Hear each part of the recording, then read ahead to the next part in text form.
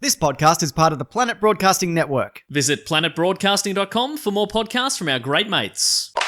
This episode is brought to you by Casper Mattresses, but it's also brought to you by Mack Weldon Clothing. Whoa. Do you like their premium designs? Premium smart designs, Mason, and premium fabrics? Are we talking about the mattresses or the clothing? We're talking about the clothing. Then yes!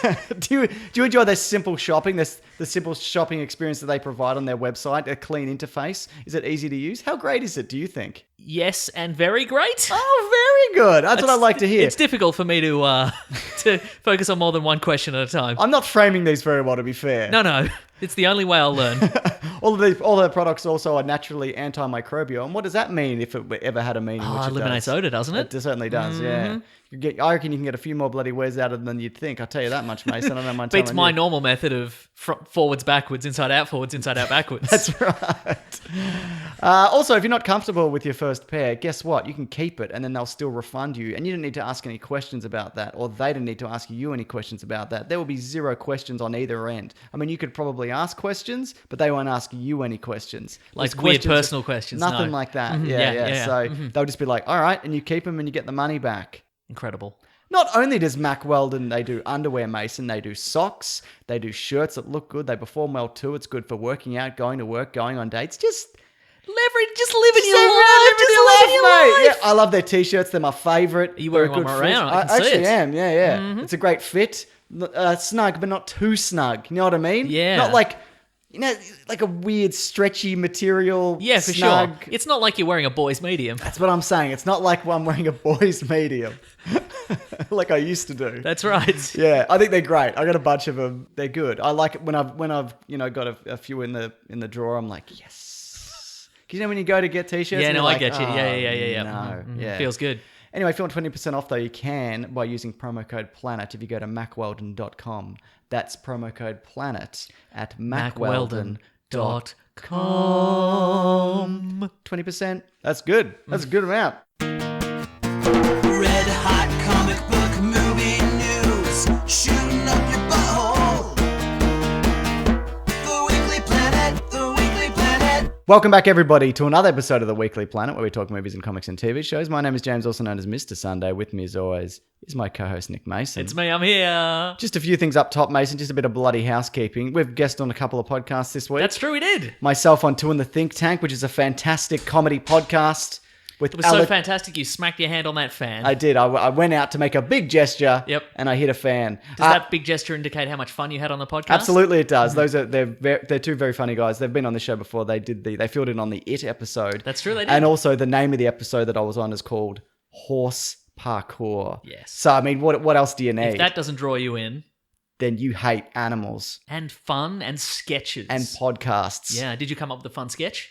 I helped. I did I mean, that. those guys are great. That's What are true, you? yeah. They're absolute Yeah. pros. I think... I had some contributions, Yeah, yes. they're fast and they're funny, and having also been on the show, the best you can come up with is I helped. Yeah, that's right. not- Yeah.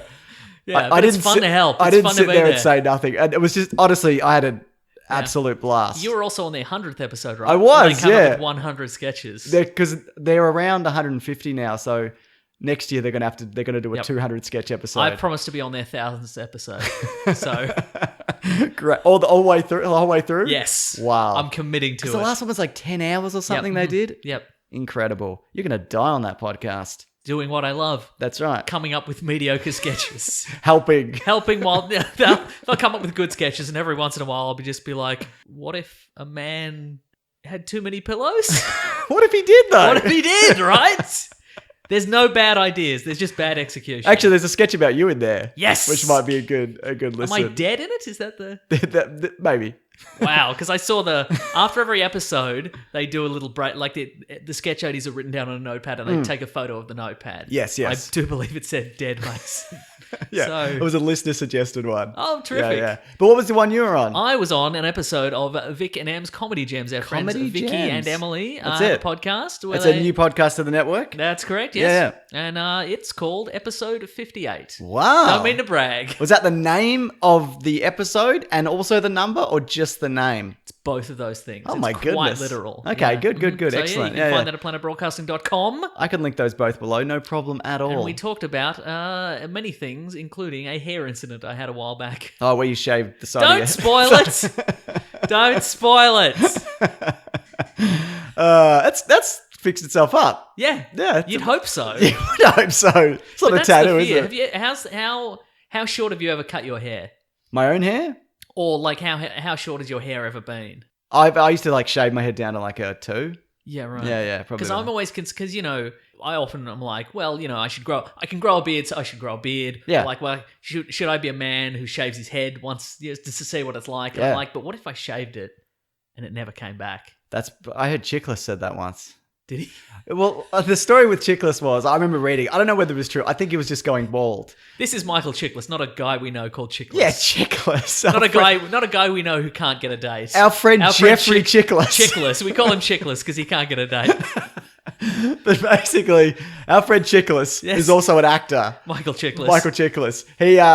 He was doing theatre, like junior theatre or college theatre, or maybe it was just theatre, and he shaved his head for a role and he put like grease paint on it for the part, and then afterwards it didn't grow back. So I don't know whether he killed it with the grease paint or whatever. That's the thing. See, that's the thing because as a man you are prone. Why are we talking about this? As a man, you could potentially go bald at some point. Yeah. And maybe you shave your head, and that's the day you were destined to go bald. But I'd always wonder. You'd always I'd wonder. be like, maybe I shaved it, and my brain, the nerves in my head went, Oh, we don't need this about anymore. it. I Yeah, guess yeah. he doesn't want this anymore. Anyway, Vic and M's Comedy Jams. check it out. It's linked below. There it is. And just quickly, one more thing. There was Mr. Koya's shirts that have been that people have pre-ordered. They will be on their way in October. They're getting made up as we speak. That's There's right. a pretty large number of orders. Also, if you ordered a shirt with that, they're going to come at the same time to save on Collectively, yeah. shipping. So yeah. So don't worry, they're on their way. We haven't taken your money. In fact, we haven't seen any money from it yet. No. So if anybody's taken your money, they have. Yeah,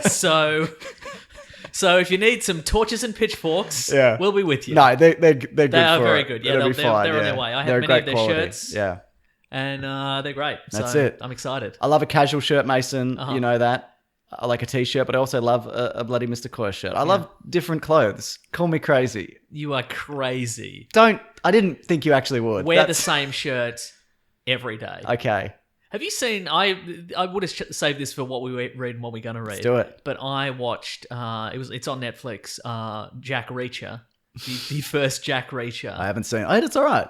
It's not bad, but you can kind of tell because it's Tom Cruise in the role of this character. Yeah. But clearly, there are fight sequences in the movie that were very obviously intended for the literary version of Jack Reacher, like a much who is like bigger man. 7 feet tall with fists the size of Christmas hams Yeah, or yeah, whatever. yeah. Where he's like, there's a scene in it where he is clipped in the back of a head with a baseball bat, and he's just dizzy for a minute. 1 minute? Maybe not even 1 minute. But then later he's just like he's talking to somebody and they're like, "What's that on the back of your head?" And he's got an enormous blood patch on the back of his head. But My skull's fractured.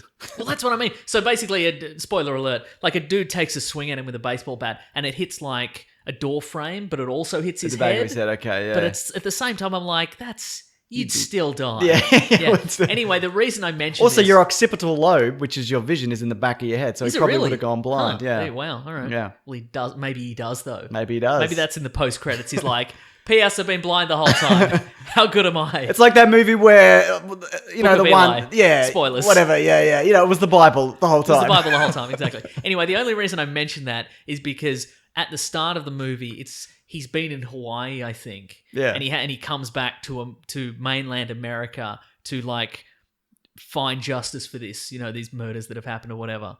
And he starts out wearing a Hawaiian shirt and he just goes to the Goodwill and he just buys a set of street clothes and he gives away his like Cool Hawaiian clothes. yeah. Hawaiian clothes. But then for the rest of the movie, he's just got one set of clothes the whole time. And like several days pass. And at one point, he's just washing his shirt out in the sink. And somebody's like, "Can you put a shirt on?" He's like, "This is my shirt." And I'm like, what a weird character trait. Yeah. To only buy one set of clothes. That's like that creepy backpacker. Yeah, you right? go into a hostel and they're always Yeah. washing their one set of clothes in the sink. Sure, because it's like he doesn't believe in material things or whatever. Yeah. But you're a military man. Yeah. Buy 2 sets Have of 2 clothes. sets. That's 2 sets of clothes. How many jocks do you reckon he has, as in I underwear? don't Is he ever even washing know. that? Put your jocks back You on. never see him change These are them. my jocks. You never see him take his pants off and then his underpants and then put on a new pair of underpants and then put his pants back on. So, Well, that's insane to me. Yeah. Good movie? anyway, the movie's fine. Gonna watch the sequel? Yeah, probably. Yeah, I Yeah. heard But it's again, good. I don't know if it's because... Same clothes, you reckon? No, I think different clothes. We'll see. I don't know. Like, I thought it was kind of fun. But again, I'm not sure if it's just because it's Tom Cruise has the crazy compelling performance. Yeah. Or if it's pretty good. I don't know. Oh, what a stirring endorsement. Thank you. Mason, Guardians of the Galaxy 3 has been delayed for now. We don't know what's going on there. Crew members that have apparently were assembled in Atlanta to begin pre-production are now being dismissed and free to look for other work. Ooh. Which basically means, I guess Marvel were looking for a director and they didn't quite find Right. a director. I also think, is it the case in a lot of movies where some of the director's crew always goes with them, maybe? Potentially. Like it's yeah. the director of photography and the cinematographer and stuff. I think maybe Yeah, they right. always have the same guy, maybe. So, That's very possible, yeah. So that's interesting. Yep. Not really surprised they couldn't find anybody in such short notice. Also, it's a big task to be... I think the only people who'd be bold enough to think they could do that are bad directors. Yes, for sure. Exactly, yeah. I mean, ask McGee, he'd probably do it. I was going to say, or... Seems like a Michael- nice man, probably. Yeah, Michael Bay. Michael Bay would do it, yeah. What God. level of director do you think it'd have to be before you're like, I'm not watching this? Or are you already at that stage? I'd watch it. Yeah. mhm. I'm watching it regardless because I need to know what it's going to be That's like. true, yeah, uh-huh. Some people are saying they should get Edgar Wright.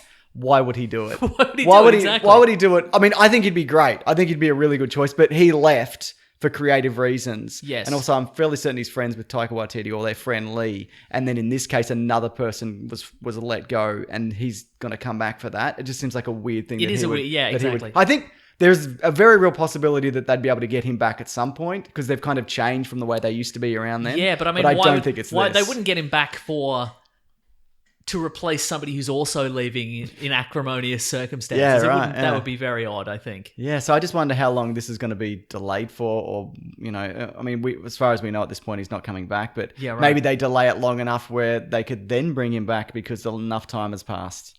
Yes, yeah. I think, look, they're going to make it regardless because, I mean, these make money, don't they? They sure So, do. Yeah, so, But I people love him. I will be interested to see how this impacts the script and the story Yeah, and right. the existing characters, because obviously now, spoilers for Infinity War, it's now out on home video. Book of Eli was a Bible. And Exactly, he it was was blind the the whole Bible time. the whole time. Exactly. We've reached a point where a lot of characters are in limbo, Yeah, and not literally limbo. one might be. One might be in limbo, but here's a possibility to wipe the slate clean. Yes. The Guardians do have a backup set of Guardians they could use if they wanted to. That's actually true, yeah. They could use. And this was going to be the last one anyway in this set of Guardians. Yeah, that's true. So I mean, yeah. they could bring in the Starhawk Guardians Yeah. that we saw in Guardians 2 and be like, here's the new Guardians. Yeah. They're honoring the legacy of the old ones who all died Yes. / went back to their home planets. So I think this is maybe where this could be a turning point for Marvel fandom. Yeah. Like if they go, you know what, everybody objects, all the actors objected to being in this movie, so we're firing everybody. Then Sounds like a real Image Comics situation, Mason, Oh. which maybe we'll talk about later. Now, I know we said no Star Wars news this week. In fact, I promised You that did. there was no Star Wars news. But No, you didn't. No, you didn't promise. Specifically, what you said was, even if there is Star Wars news this week, Yeah. I do not have to talk about it. I think that's what you said. Okay. Even if they released a new Star Wars series or a movie this week, Yep. not going to talk about it. Okay, fair enough. Well, this actually isn't Star Wars news. This is being harassed on the internet news. Oh. Does that fall? Is that okay? Who is being harassed on the internet? Kelly Marie Tran? Ah, not again. No, she's back. Did you see She is this? back. Okay, right, cool. So Okay, basically, she disappeared off social media due to a backlash of a particular movie. Who's to say which one? Mm-hmm. We don't know this week, do we? I don't know. I know you don't know this I week. don't know. Just to be clear, this is not my famous character, my famous fleshed out, well-researched character guy who doesn't know what Star Wars is. This is me, Yep. Meso, Yep. not engaging with Star Wars news on any level. Fair enough. I know enough about Star Wars. That's the key difference. Guy who doesn't know what Star Wars is inexplicably has never heard of Star Wars. Every time it's brought up, he doesn't remember the last time. I'm well versed in Star Wars, and I'm sick to death of it. Yeah, that's good. this guy. Very good, Mason. Well, basically, she wrote this piece on how she was, about the social media reaction to her character in a particular movie. Who's to say which one? Yep. This has also come off the back of people saying, well, she might have just quit because she didn't want to be on social media. What if it wasn't the harassment? It's probably just a coincidence. People quit social media all the time. People quit immediate, incredible validation all the time with thousands of people telling them they love or hate them, People just quit it. I know, exactly. So I just thought I'd read out a little bit. I will never quit social media. I think you will one day. No. Get out of here, Mason. No, you're right. I probably will. Yeah, everyone does. And then comes back. Yep. Their words seem to confirm that when growing up as a woman and a person of colour already taught me that I belonged in margins and spaces, valid only as a minor character in their lives and stories, and those words awakened something deep inside me, a feeling I thought I'd grown out of. That same feeling I had when I was 9. I was speaking Vietnamese. I stopped speaking Vietnamese altogether because I was tired of hearing other kids mock me. Or 17, when I was at dinner with my white boyfriend and his family, I ordered a meal in perfect English, and to the surprise of the waitress, who exclaimed, "Wow, it's so cute you have an exchange student." Also, she says, "You might know me as Callie." She signs off, "I'm the first woman of color to have a leading role in the Star Wars movie. I'm the first Asian woman to appear on the cover of Vanity Fair. My real name is, I think it's Loan, L-O-A-N. Yep. And I'm just getting started." So yeah, I think that's really good. interesting. I think that's really... Bit of sass, I enjoy it. Yeah, exactly. And I like the go away, let people kind of have their reactions and whatever, wait a few months and then come back with this. I think if she had to come back with this immediately, I don't think it would have had this kind of impact. I think this was really well timed, and I think it's a really important message. And I think off the back of this, and Crazy Rich Asians is doing well. Yeah, that's true. There's a Netflix movie at the moment, To All the Boys I've Loved, I think it's called. I watched it this week. It was got an Asian lead. It's really good. Great. Okay. So I don't know. I think it's a really good time for this. So yeah, she's just getting. I wonder if that means she's going to go by that name. Going to be credited by maybe. that name. But Yeah, okay. We'll see how that goes. Mm-hmm. Good stuff. Anyway, do you have anything to say about that at all? Doesn't have to be. I've never seen her in anything. Yeah. So I wish her the best of luck. Wait. So you don't know what the thing is we're talking about? Or is this, which character are you doing? Oh, wait. Yeah, okay. No, I didn't think of... Logistically, this is quite difficult. Okay, I do know what you're talking about. Yeah. I wish her the best of luck. Fantastic. Yep. There we go. Yeah. This is someone who might need the best of your luck, Mason. Oh, yes. Ben Affleck has entered rehab for alcohol substance abuse. He's seeking treatment, apparently, and he knew he needed help and was vocal about it. He was driven there by Jennifer Garner. There's pictures of him. Bought him McDonald's on the way. Very Isn't nice. that good? Yes. But that's great. But This is not viral marketing for McDonald's. oh no, you shouldn't eat it. It's horrible food. It will kill you. Disagree. I think you should. No, you shouldn't. Yes, you should. I used to work there. It's very clean, but you should not eat it. What about every once in a while? Every once in a while is fine for anything, Mason. That's right. But yeah, Everything in moderation. everything in moderation. Even a sweet double quarter pounder. It's Yum, too yum, much. yum, yum. It's too much meat. If you're gonna go anything, go the double cheeseburger. It's a better portion. No. You've lost it, mate. What The about ratio's all off. The Nuggies. onion's what different. What about nuggies? Well, I don't have pickles or onions. Oh yeah, that's right. So, You're one of those types. Yeah, yeah. That's right. Yeah. And this isn't a Finicky. thing. You don't do it so you get a fresh burger. You just don't like those. just don't do you? like 'em, yeah. Yeah. Yeah, fair enough. Anyway, what does this mean for Batman? I guess people are asking. I don't know. I don't know. Yeah. Just leave him alone. He probably I feel like he doesn't want to be in this. I think we had a discussion about this earlier. Yeah. I feel he doesn't really want to be in this industry anymore, and I think we should just leave him. let him figure it out. Or He is doing a McDonald's movie, isn't he? About is he? the McDonald's monopoly scam or something? Didn't he Oh buy that? yeah, that's right. Okay, Yeah. that's a fascinating. Yeah, but apparently he's a live-in, so he's going to be in there for a while. Okay. So who knows how Yeah, that's going to right, go. okay. Yeah. I don't know. I don't know that story very well, the McDonald's one. Just know a lot of people did a scam. That's all I know. I read an article on it, and a lot of it went in one ear and out the other. But it seems as if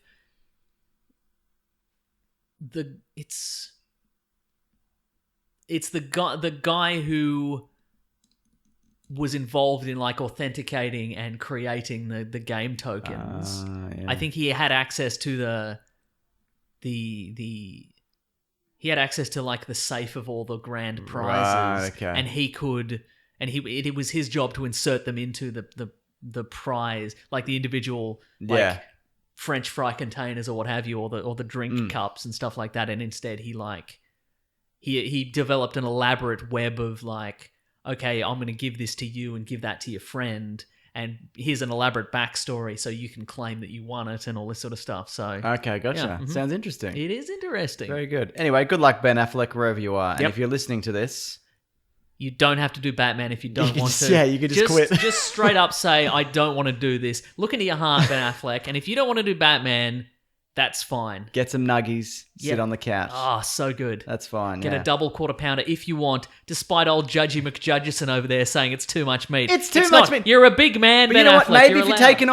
taking off the onions and pickles, maybe it's a good ratio. I Mason. agree. Yeah, I think it is. Yeah, it yeah. absolutely is. Hans Zimmer has come out of retirement, Mason, to score Wonder Woman 2. Ooh. That's pretty good, isn't it? I didn't know he was retired. Me neither. So he did Batman v Superman. He didn't Yep. do Justice League because Danny Elfman did it. That was not good, was it? Remember they just went, we'll just do the Superman theme and the Batman theme, the original ones, the Chris Reeves one and the Burton one. What else do you want in this movie? Colourful? Yeah, we can change that the last minute. What else do you want? I don't remember the score in that movie at all. Yeah, there you go. No, But I no. remember the Batman Superman one, and I remember the Man of Steel one. Yeah, right. And they're good. So great. And Zimmer, Inception as well. Oh, he did too. He created that horn note we all love. Son of a bitch. Not his fault though, is it? What that everybody else took No. that and Also, ruined it. I think Inception was Hans Zimmer and somebody else. And a horn. And oh yeah, exactly. Very good. Jimmy the Horn. Jimmy the Horn was Yeah, it? that's right. Yeah, That's great Famous news. blues man, Jimmy the blind Horn. Jimmy the Horn. So, in other news, Mason, of people leaving things, Danny Boyle has officially left Bond 25, yeah. untitled Bond. That's right. The release date is of next year, late next year. It hasn't been moved as of yet, but considering there's no writer or director, it'll probably be moved. Because last time they rushed a Bond film, they made Quantum of Solace, which I maintain is not as bad as you'd think it would be. I maintain it's just as bad as you think it would be. My goodness Yeah. gracious, yeah. Apparently, producers were unhappy with his script, focusing on Russian villains and a modern-day Cold War. Which I think sounds great. That makes a lot of sense to Yeah. me. In a way, it's fun that the Russians are back of villains, isn't it? Well, we can shoot him again in movies. Yep. So that's yeah. It's also said an even bigger issue was Danny Boyle's desire to cast Polish actor Tomasz Kot as the movie's unidentified lead bad guy. Bond producer Barbara Broccoli was reportedly infuriated with Boyle's insistence that he bring on his own team, including writing partner John Hodge, which resulted in the script by Neil Purvis and Wade being put on hold. Who they've written everything from... They've written wanna some say- good stuff, some terrible Yeah, stuff. I don't know what... Did they write Die Another Day? Yeah, they wrote Die Another Day, and they also wrote Casino Royale, but I don't know how much of the director's influence Exactly. it And, has it's, on and that. it's also... I don't understand how the screenwriting process works. And I believe it's one of those things where I think the credit for the writing goes to people for various reasons that are not entirely related to whether they wrote it or not. Yeah, right. Like it's something like you can write the whole movie, but if somebody comes in at last minute and swoops in and does some changes, they can have the credit for the movie. Yeah, or something. right. Yeah, exactly. So yeah. I don't know what of that is true in these cases. Who knows? What else have they done anything else except for Bond? I don't know. And I I'm don't sure think they so. have, but they seem like to just be the in-house team Yeah. for this. So I don't know. Anyway, I think this is a terrible idea. I mean, as we know, Mason, we both agree that Sunshine is the best movie ever made. No, which do is you a even Danny really Boyle believe that it's We the best both movie believe it, Mason. Do you think it's the best movie ever made? It's a movie that was made, and it is the best one. So yes, that is what I believe. What a bold claim by you. You can't think of a single other movie that might be better. Can you? I mean, not currently, because you've said Sunshine, and I'm so filled with rage that I can't think of. You know when somebody's like, Logan Lucky's pretty good. I watched that this week. It's a okay, good movie. great. Yeah, it is a good movie. That's true. Yeah. When somebody's like, name a movie, and you're like, I can't think of a single movie. Yeah. I can't now. See? Tarzan. That's not. Why would that one be the one? Yeah, anyway. What do you think about this, though? Getting rid of him and... Look, I kind of would have liked to see it. Yeah, I think they needed a fresh, independent voice. Yeah. Because, you've talked about how you think those movies peaked at Casino Royale, the new Yeah, one. absolutely, You hate all of the other ones. You know who I'd like to see now? Who? And I didn't think I would have liked to see it a year ago. Christopher McQuarrie. Yeah, okay, I could see Mission that. Impossible Yeah. Fallout. I reckon he would do a great Bond. Didn't he do Jack Reacher? Probably. Yeah, I think he did. Yeah, Did he do I the think sequel as well? Never Go Back. Yeah. I wonder. Let me check for you. I just want to double check this. Yeah. But do you think those movies work because of this? Like, I think Bond needs it can't rely on action set pieces the way that Mission Impossible necessarily How so? does. I think, well, the storyline I think needs to be more espionage and complex, and the latest Mission Impossible wasn't, I guess, that No, complicated. I think the opposite. I think the better Bond movies, or at least I think one of the conceits of a Bond movie is just the bad guy's stolen 2 bombs. They're real big, and maybe they set one off, and they've got another one. They're going to blow the world up with it. Yeah. Now here's a fist fight on a construction site. Oh, that's a fair point. And yep, fair enough. He directed, here we go, Mason. He only did the first Jack Reacher, but he also directed Way of the Gun and then didn't make anything for 12 wow. years. Yeah. With, is it Ryan Felipe in Way of the Gun? Yeah, and Benicio del Toro. Yeah, and that's the one one, of them punches Sarah Silverman of- in the yeah, face one in of like them the punches- first opening scene or something. Yeah, that's the one. That's yeah. all I remember from that movie. Yeah, same. Yeah, there you go. Mm-hmm. No, he's doing some good stuff then from that movie that I don't remember. Mm-hmm. I don't remember that being good. Neither do I. Yeah. It was in that interim period where no movies were really that good. I Do you remember that? Yeah, I remember. There was Equilibrium and The Matrix, Yeah. but nothing else. Maybe The Green Mile was all right. I don't know. No, it wasn't. People say Castaway. I don't think Castaway's great. Anyway, so I don't know what direction this is going to go. People are speculating that maybe Craig's going to walk away, but I don't imagine. Craig David? Yeah, Like that song he did? very good. Well done. But he, you look so happy with yourself about that. I'm trying to think of a way to tweet that. It's impossible. Guys, never just guess. a bit of backstory. Remember the artist Craig David? Well, he had a song called "Walking Away." Anyway, second tweet. Here we go. No, I don't know. But I don't know. What do you think about any of this? You got any idea for who should replace? People again are throwing up the name Edgar Wright. Yeah, I mean, he hasn't really done something like this, has he? Baby Driver had some good. Yeah, totally. good- Yeah, But were they? I guess my question is, so the action sequences, if you recall, in Baby Driver, yeah. did you find them? Would you say they're too surreal for a Bond movie?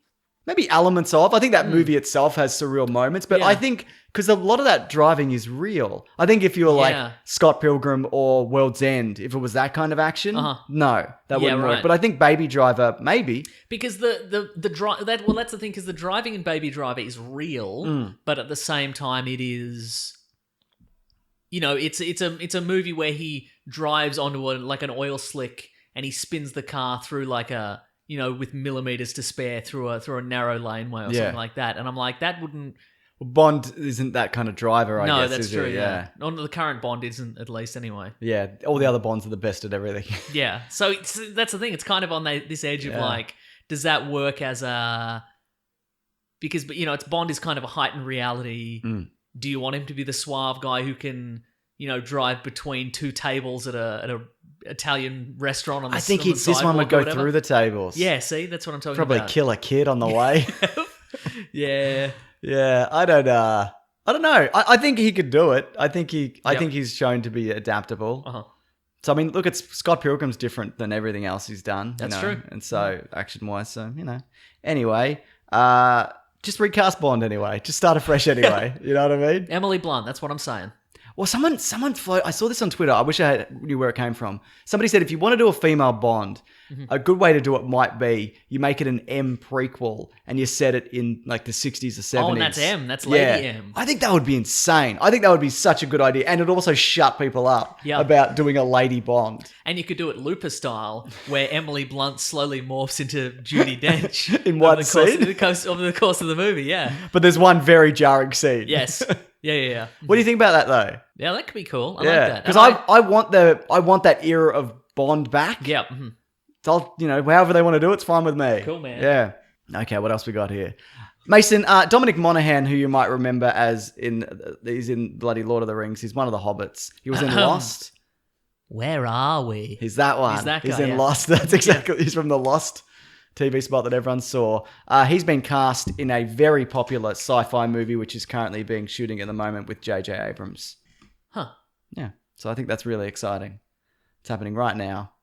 Yeah, okay. That's all. Do you have anything to add? I don't really need to know any more details about that. Okay, Yeah. very good. The Alfred TV series has a synopsis, Okay. and you are going to love this.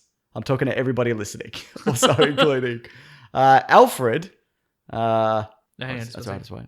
Mason's texting his mum to let her know that he told a really good Craig David joke. Hey, Mum. Listen up. You remember Craig David? No? You don't. Okay. All right, I'm back. You good? Yep. All right. So the Alfred I'm TV... walking away from the troubles in my life. I'm walking away. He did the line beard. Sorry? He had the line beard. Him and did, the guy yeah. from Smash Mouth. Ah, yep. Killing it. Yes. Impossible to maintain the line beard. Why was it in Iron Man 3 all of a sudden? Because he had to provide the illusion of a chin. He That's had a why. chin in that one, didn't he? Yeah, I know, but it was, you know. You think it was? Yeah, I think He that was doing was why. some Wing Chun in that, wasn't he? He was doing some Wing Chun. Is that a thing? Is that the name of a martial art? Yes, it is, yes. I knew that. Uh-huh. Okay. The Alfred TV series, as we know, is a prequel series. To Gotham? No, Oh. it's just a prequel series in general. It's not related to Gotham. Uh-huh. Here we go. Alfred is trying to reconcile the kind-hearted boy he once was with the ruthless killer he was forced to become. Wow. So- what the Wayne father is in it? What's his name? Steve Wayne? Yeah, Steve Wayne. Uh-huh. Steve Wayne, what brings him to London? Apparently Steve Wayne is trying to find his sister, and Steve Wayne is Eve Wayne. Steve Wayne is said to be intelligent, deeply moral, and idealistic, characteristics that Alfred will come to instill in Thomas's orphan son.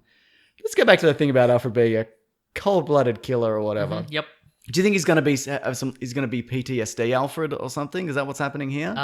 From the war. Yeah, from the war. What era is this going to be set in also? How old's Alfred? I guess it depends. Is it?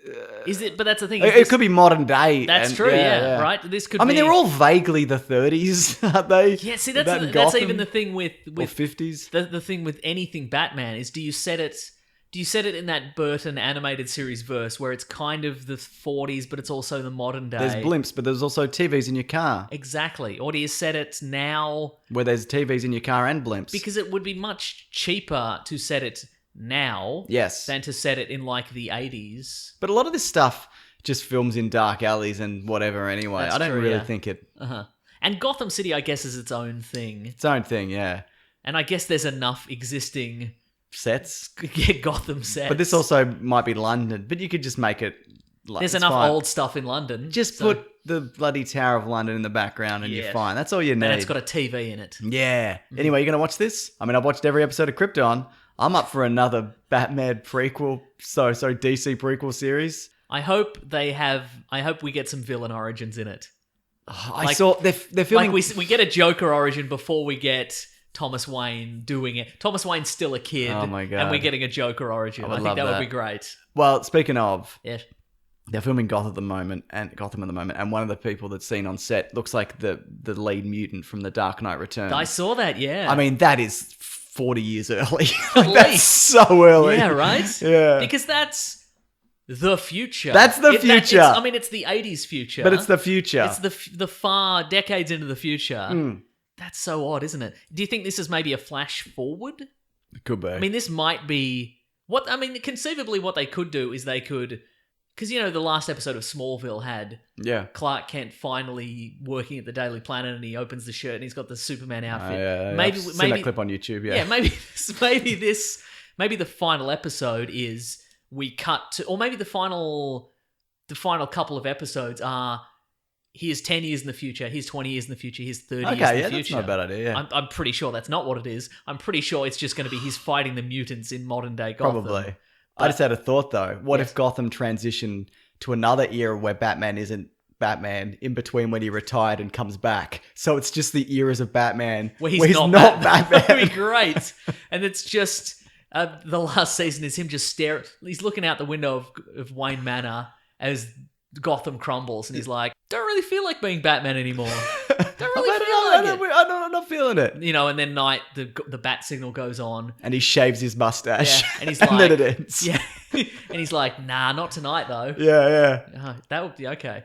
I love that. I don't. but it wouldn't Yeah, surprise right. me if there's going to be a series set in between. Because what I want is I want tiny snippets of just awesome Batman costumes and Batman action, Yeah. and not a series of that. No, you don't want that. Yeah. it's yuck, Very good. yucky. Do you want this, Mason? Probably. But not. for those people that don't know, in The Dark Knight Returns, Bruce Wayne has a mustache. And then he subconsciously shaves it Yes, when he becomes Batman again. Brendan Fraser is going to be returning to entertainment mediums in the form of Robotman in the Doom Patrol TV series. I was going to say he is back already. He's in Oh, that yeah, he's show in. Condor. Sorry, you're right, he is. Is he good in that? Yes. Yeah. Yeah. He's going to be Robotman. Okay. Yeah. Cliff Steele. Do you think he's going to have all the...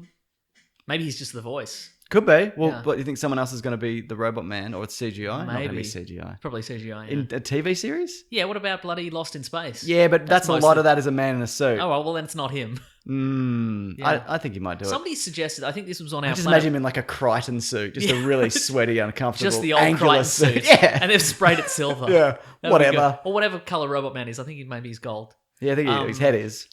I'll look it up. Somebody on the Planet Broadcasting Great Mates Facebook group Yeah. suggested, and I don't have your name here, but somebody suggested that he would be good as the Sentry in Marvel. Okay, yeah. And like, I think they should introduce. Did we have this conversation? I think that maybe in He's gold. The new one's got like a leather jacket or whatever. Anyway, so sorry, go on.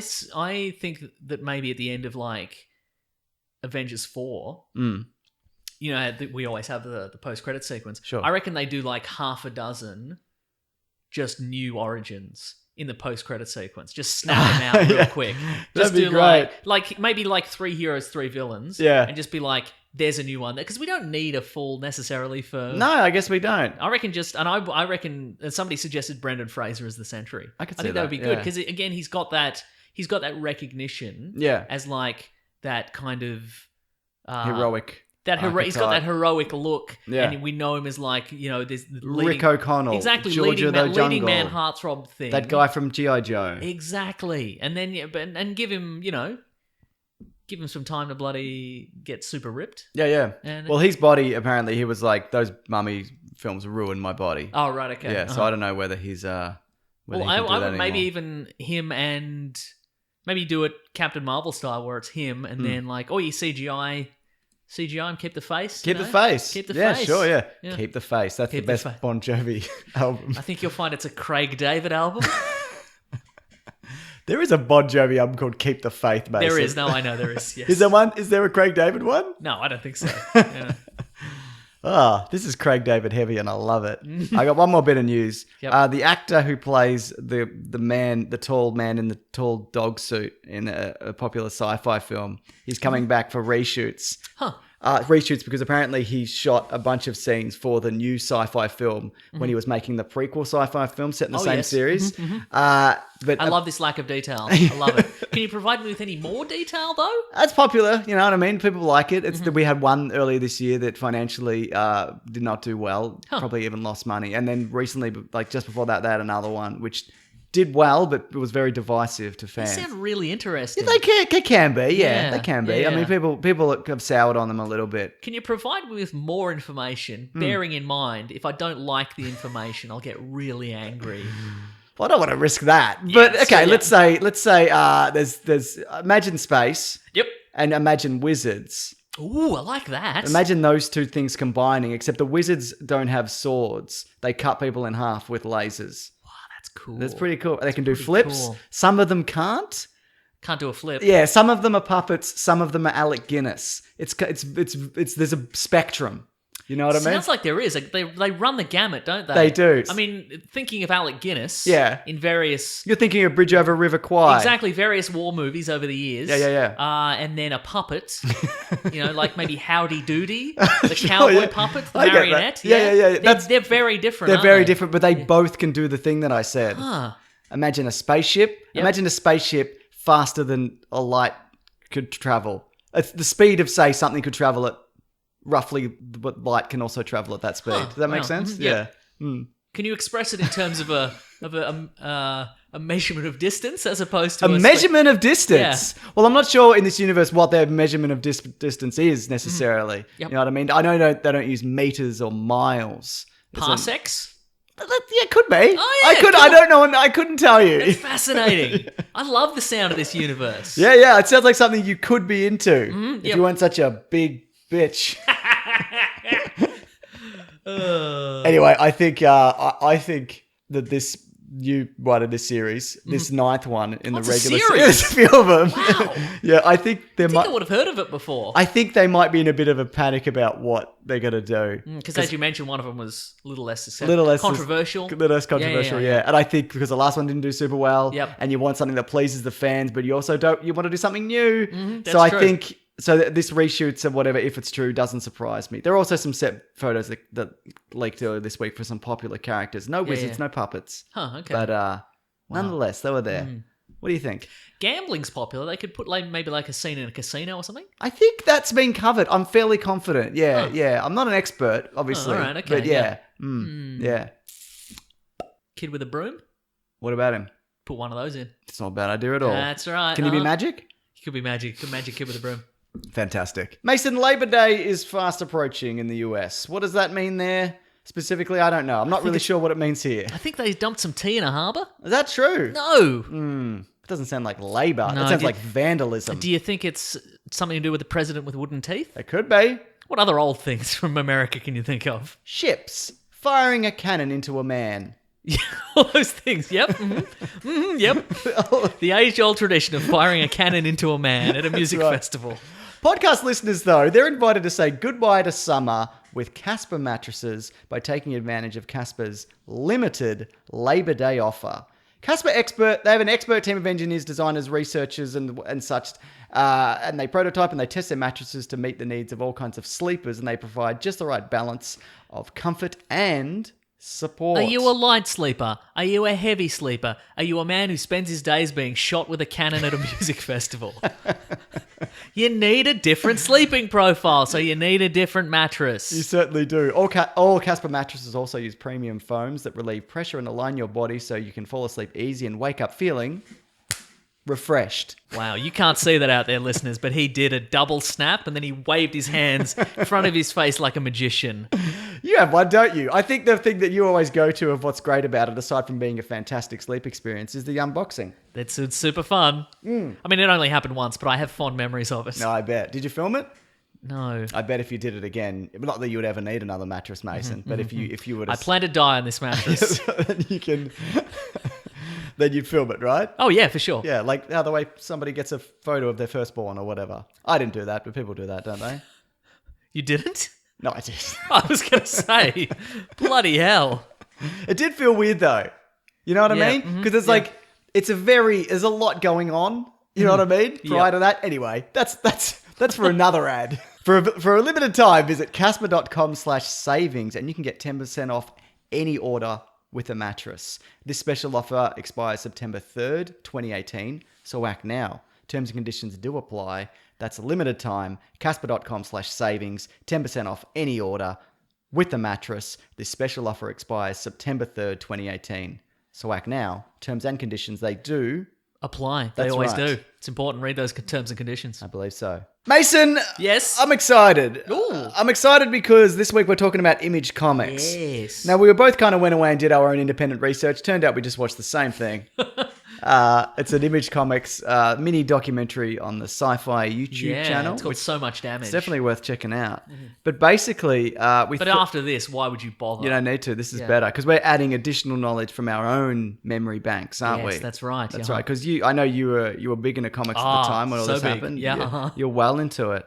So we were going to kind of go through Image Comics and whatever, but there's Front to back. There's a lot. 1991 to today. Yeah, We're going to cover how many years is that?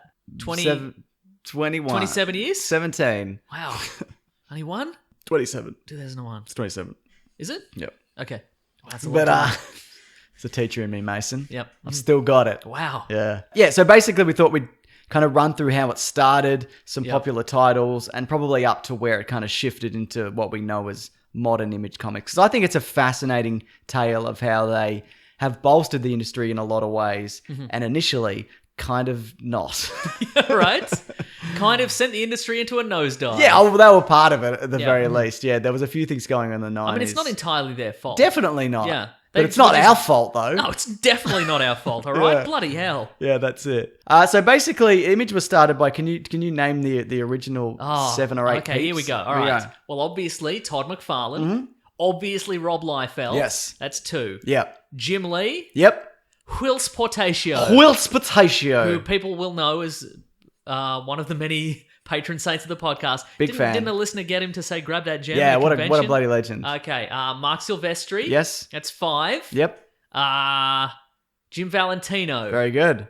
And Eric Larson. That's good. Well done. Nailed it. So those guys were basically working for Marvel, and Marvel were killing it. Like Yes. millions and millions of copies. As has been mentioned, currently in the comic book landscape, if your book sells 100,000 copies, that is phenomenal. Yeah. That's mind-blowing. Yeah. But like in the 90s, if a comic book didn't sell 1 million copies, it was kind of like... You had to shoot yourself. You had to shoot yourself, exactly. And these 7 had avoided the bullet for a long time. They That's were doing correct. great. They had built up so much goodwill. Yeah. Didn't have They to felt shoot like themselves. they never had to shoot themselves. That's right, yeah. Yeah. These guys were they were considered the bad boys of some of them were. Some of them thought they were. Yeah, so definitely. But like they did I think it was Rob Liefeld.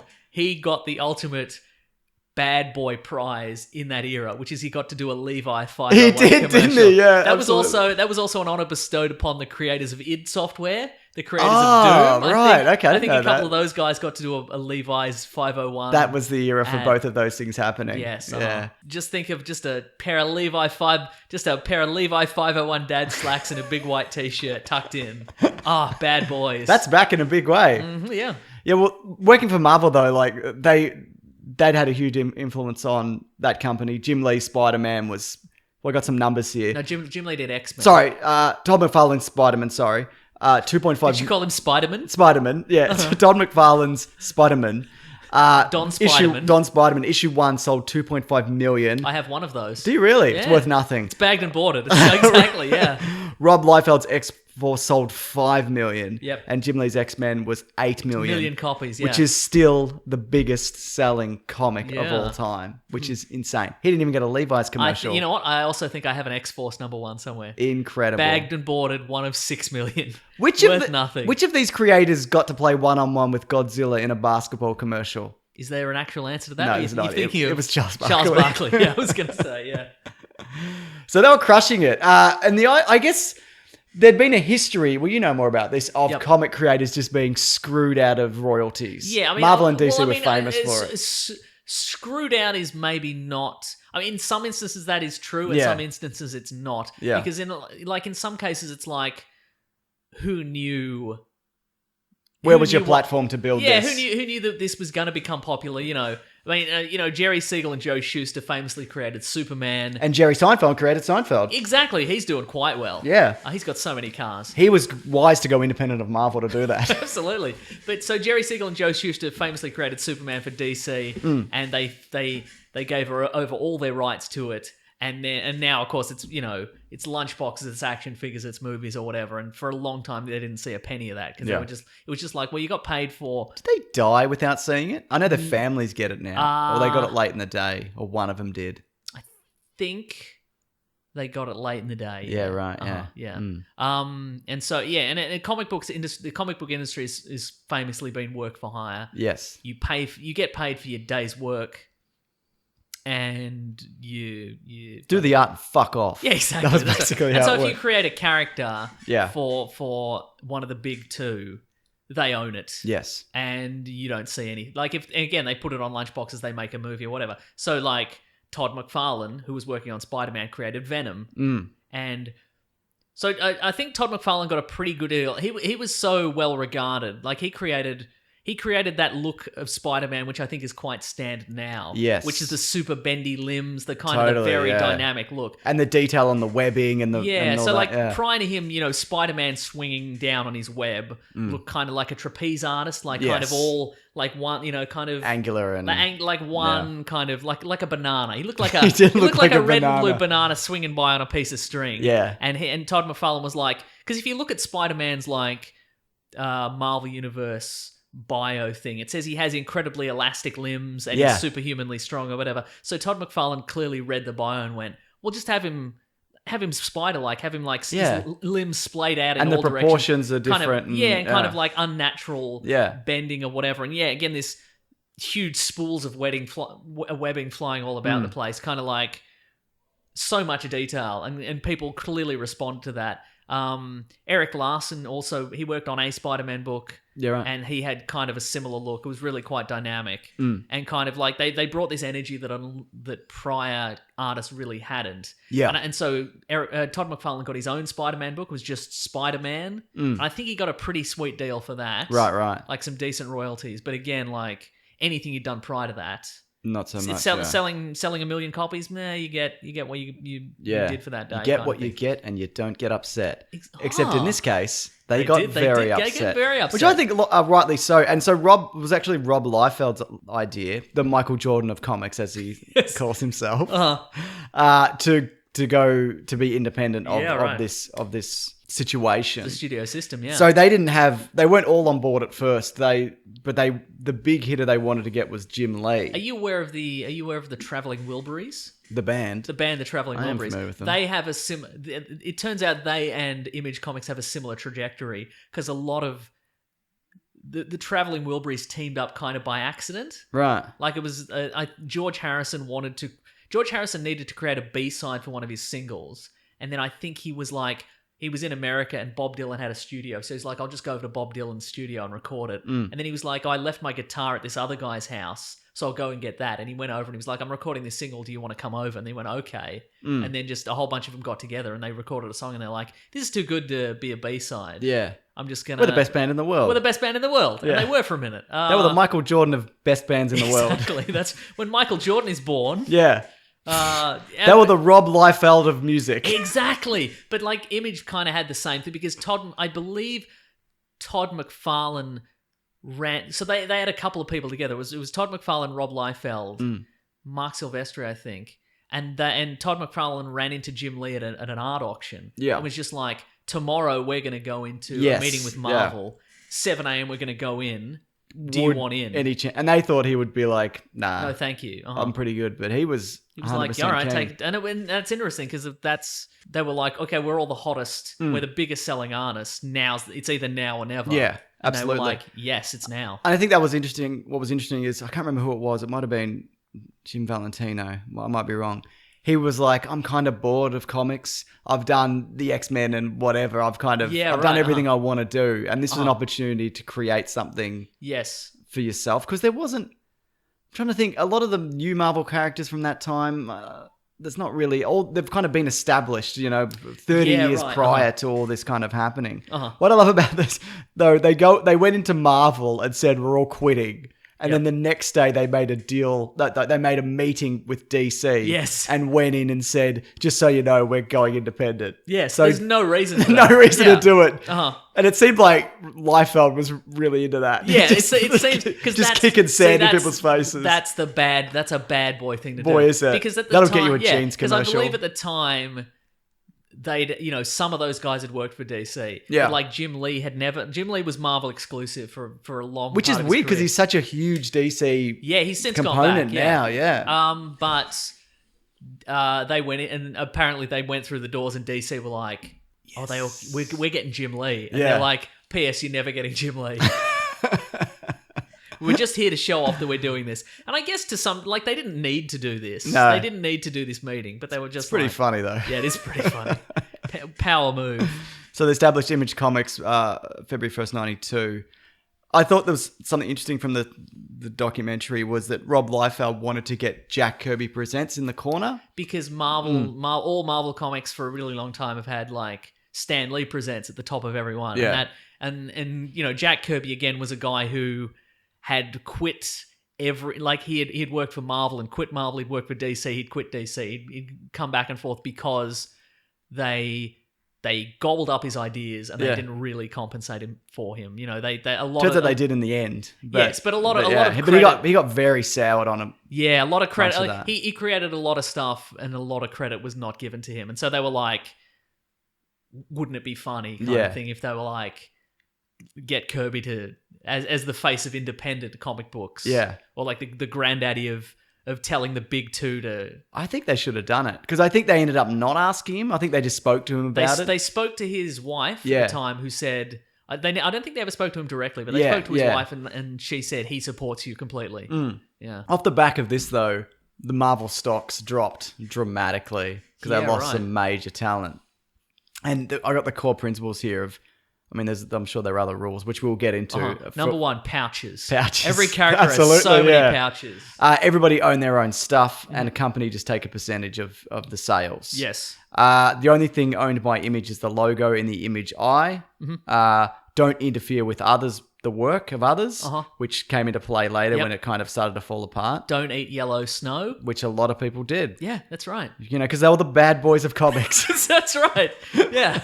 Yeah. I'll they eat any colour made snow. the rules and then they broke the rules. Yeah, that's or whatever. right. Yeah. Yeah. No double bouncing. They're going to break that rule, aren't they? Break that rule exactly. Yeah, So basically, they set up each set up a separate publishing name. Yeah, like a subgroup. Exactly. I got the names here. The only one who didn't was Wills Potatio because he had sick family. But we had Wildstorm, Extreme. That's Rob Liefeld. Guess who that was? Yeah. Todd McFarlane Productions, Top Cow, Highbrow Entertainment. If I were there, look, I'll be honest with you. If I was one of those guys, I'd be like, Todd, can I call my studio Todd McFarlane Productions? yeah, absolutely. You have to pick something else, but I'm going to call mine Todd McFarlane Productions. Highbrow Entertainment and Shadowline. I mean, even the name Extreme, I can see why that one sold well because that's the perfect name for that era. Yeah, and it for ties into the X-Men, which were popular at the time. Well, I believe it was called the Exodus at the time. Oh, really? Okay. Because a lot of those guys had worked on X books. Oh, okay. So Liefeld, Potatio... Wills Potatio? Wills Potatio. Wills Potatio. Yeah, and Sylvester, I think it all worked on X-Men or X-Force books. Okay. Good stuff. Oh, actually, Wills Potatio, yeah, he worked on X Factor. X Factor, the TV series. I hate that show. Oh. So got some numbers here as well for a lot of their number ones in their series in general. Savage Dragon, Wildcat, Shadowhawks got sold 500,000 each, which is good. Yeah, for sure. For the day, you'd have Yeah. to shoot yourself. Shoot yourself. But they had a rule, no shooting yourself. Believe in yourself, don't shoot yourself. That's right. But Youngblood sold, which is Rob Liefeld. Rob Liefeld sold Yeah. 1.4, and Spawn sold 2 million. Yeah, right. which Well, I is- mean, they were the biggest guns and the loudest guns, Yeah. for sure. And Youngblood, if I remember correctly, Youngblood was just a Teen Titan. Like it was unused Teen Titans. Oh, okay, right. Because Rob Liefeld had pitched a Teen Titans. A team of series. Teen Titans. A team of Teen Titans Yeah. to DC, and they were like, actually, we'll pass on this. And he's Yeah. like, why waste a good bloody a good idea? Yeah, So, it's a really good idea. It's really iconic. Yeah, so he had if you look at those characters, like the main guy in that was Shaft, who's a red suited arrow guy, Right. who is and Speedy. Shaft. Yeah, exactly, Shaft, exactly. So he was Speedy was who's been Red Arrow and Arsenal and all that He stuff. Alan Moore Watchman this. He really did, Yeah. yeah. But not without DC's approval. And success. Exactly. Yeah. So he was that's Green Arrow's Yeah. sidekick, and Do you know where they're at, the Youngblood? no, I could not tell you for $1 million. Okay, well, I don't... Just shut this briefcase. What do we got here? Okay, what do you think of those comics from the era? They're really dumb. Yeah. The art is dated, but it's good. But it's very... It's like you said, it's pouches and weird torsos and tiny feet. And Exactly. Yeah. They went, okay, clearly what we've got is this dynamism and this kind of like... When it's not a movie or a TV show, they don't have to look like real people. They can look like gods, and they can look, and we've got this new look, and we're gonna shoot for it every time. And so I think it got more and more ridiculous as time went on. Yes, yeah. And all the women had the tiny waist, Yeah. the super curvy tiny waist, and every shot of them was like in that weird angle, weird angle where you You can see their boobs butt and their their butt, boobs. their boobs at the same time. And they were all, it was always like, yeah, like that back-breaking turn. Yeah. And it's... I mean, it's a hyper whatever universe, I guess, but isn't at it? the same time, yeah. But no, even at the time, though, the writing was criticized. Yeah. Isn't that, well, is that right? they were, again, like... A lot of you these can't- guys you weren't can't- writers. Well, exactly. Yeah. There are plenty of people out there that are very talented writers and artists. Yeah. And I'm sure there were some great stories that came out of that. So I think Eric Larson is a great writer and Yeah, a I great agree, artist. yeah. But yeah, I mean, a lot of those guys, they were the bad boys because they were the incredible artists. The writers Yes. did not get as much credit. These I guys were rock stars. Like, Exactly. yeah, I they were think these mobbed days and writers shit. get a lot more credit. Yeah. They get the credit they're due. It's But bullshit. back in the day, we who both knows? think it's bullshit, Yeah, don't yeah. we? Yeah. I think maybe back in the day, writers were kind of the workhorses. Yeah, and They were right, like, yeah. okay, we need a plot. Okay, here's the plot now. And especially at Marvel. Yeah. But yeah, some of that stuff was not. Some of the dialogue, especially. Do you have any of it? Do I I think have? it I've got like, some. Like I think on me? I got given a box. Oh, I think yes? I've got some. Yeah, Uh-huh. yeah. Wow. Some classic 90s stuff. I'm that's sure I have some somewhere. worth it. Yeah. You definitely do. Uh-huh. So they also took over DC for the number 2 comic spot, which was huge because they Yeah, had right. something like 75% of the industry between them and Marvel, and they didn't get to number 1, but that's still incredible. I think also probably they wouldn't have had the number of books that Marvel had out, I assume. I don't know that for a fact. Also, Rob Liefeld tells a story of how he met with Tom Cruise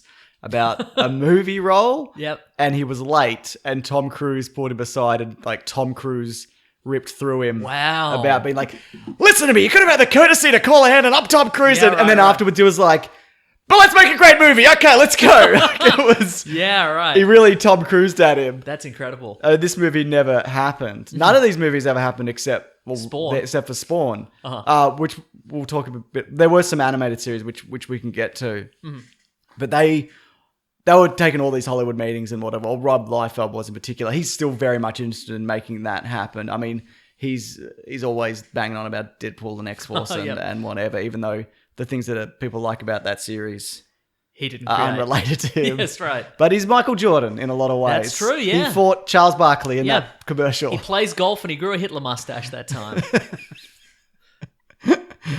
But they also admitted at the time they're really bad at business because they're artists. Yes, uh-huh. They missed deadlines. Distribution was way off. Like printing, accounting, none of this stuff they understood.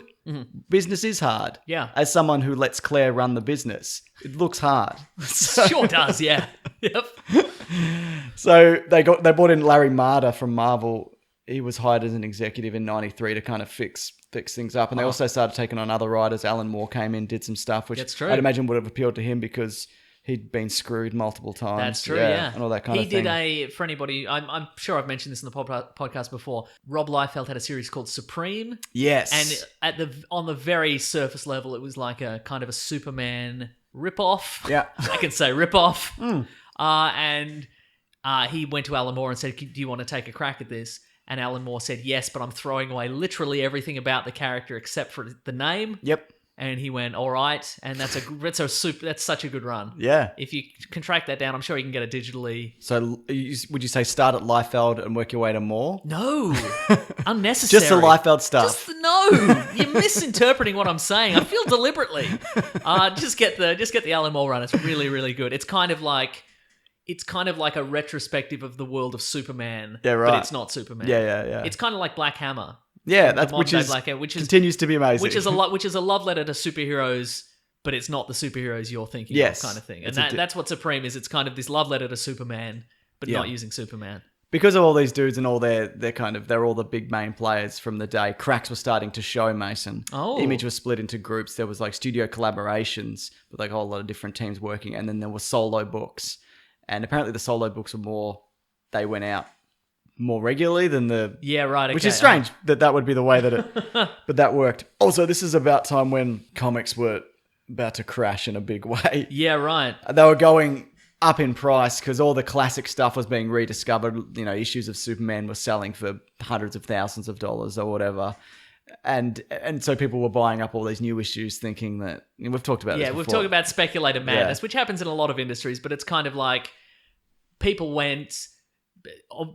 people discovered these old issues of Action Comics #1 and they were going for huge numbers, and then speculators went, okay, well, we should get on the ground floor. Spawn is going to be the new Superman. Yeah. Youngblood is going to be the new Superman. exactly. Yeah. So if we get a #1 of this, we bag it, we bought it, Yeah. we hold on to it for 50 years.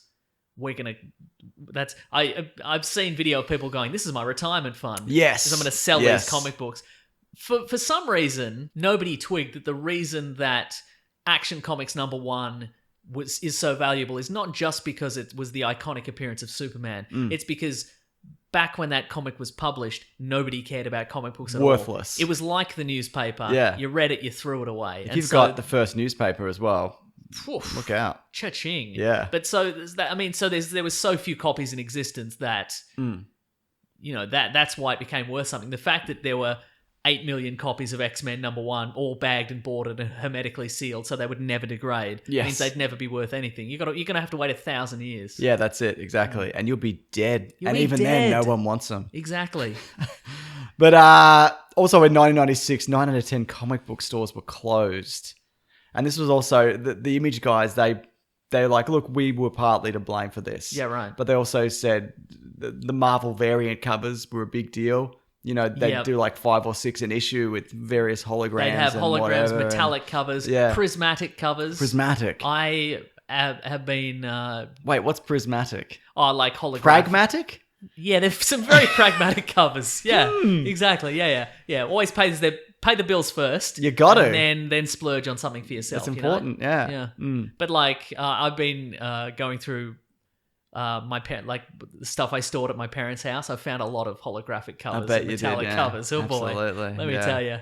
And there was also a bunch of stunts happening at the time. They break in Batman's back. Superman died and then returned fairly quickly. Black armband. You got a black armband. You got a black armband and all that bunch of stuff. And also, Rob Liefeld and Jim Lee returned to Marvel to do Heroes Reborn.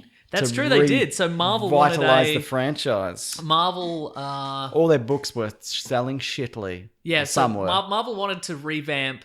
Marvel was not selling well. They wanted to revamp some of their characters, and so they got some of their, I guess were at the time were kind of B-list-ish characters, and went, okay, let's Your Captain Americas and so Captain America, Iron Man, the Hulk, the Fantastic Four, and they went, okay, let's. Was this around the time of Amalgam? It probably would have been. I want to say this was pre-Amalgam, but Yeah, I can't right. remember. But it was I definitely. also found all my Amalgam comics. I bet you did. Yeah, we Yeah. should do some of them for Caravan of Garbage. Yeah, we should. Yeah, All right. Yeah. Mm. Don't get your dirty fingers on them, though. I don't want to touch I want digital copies, Okay, Mason. good. Yeah, good. Like I'm from the future. Nice. But yeah, so they went, okay. So there was a Marvel storyline about a villain called Onslaught, which was the combination of Professor X and Magneto. Yeah. And then at the end, some of the heroes heroically sacrificed themselves by diving into Onslaught and ended up in a pocket universe where they were so extreme. Even more extreme than the regular universe. More extreme than a regular universe. crazy. And that was the Heroes Reborn universe. Ah. And it was no good. They tried to Marvel Ultimate it, I guess. Or, Prior to Marvel Or Ultimate, DC 52 it, if for more modern Yeah. references, I guess. yeah. I haven't read much, if any, of this. So I don't know. I remember them looking great. Yeah, I But saw. they I were actually not. looked up some of them, and that's not true. Okay, good. I mean, Terrific. for the time, yeah, for sure. Uh-huh. So that didn't sit well with Image. I mean, you're obviously free to do whatever you want, but when you got some of your main players doing stuff back at Marvel, that wasn't looking good. Also, Alan Silvestri left Mark because Silvestri? sorry, Alan Silvestri's a composer. Yes. He left because he said Rob Liefeld poached artists from Top Cow, including Mike Turner. Yeah, And right, the idea uh-huh. was you don't mess with each other's stuff. Yeah. Mm-hmm. But they'd set up this law which I didn't mention earlier, which I hinted at, that partners could be booted or voted out. They took a vote. Yep. Everybody had to agree that person had to be voted out, obviously except for the person. They Yes. cooled off for a month. No, even the person being booted out had to agree that they were being booted out. Then they waited a month, Yep. like a cooling off period, and then they did it again. And if they voted again, Uh-huh. they had to go. Was it a secret in the month between? I wonder. No. Well, Rob Liefeld quit in the month. Yeah, so he right, was voted and then he quit. And apparently they said in this that they voted anyway. The lawyer was like, don't vote, you don't need to. right. But I don't know what the result was, but presumably they were going to vote him out Yeah, right. anyway. Yeah. Because he started a separate Yes. comic book company, which was called... No, it was called like Massive Entertainment or something like that. What, I'm didn't gonna have look it up. Liefeld in the name? No, I don't think it did. I'm going to bloody find it first, mate. Don't even worry about it. Okay.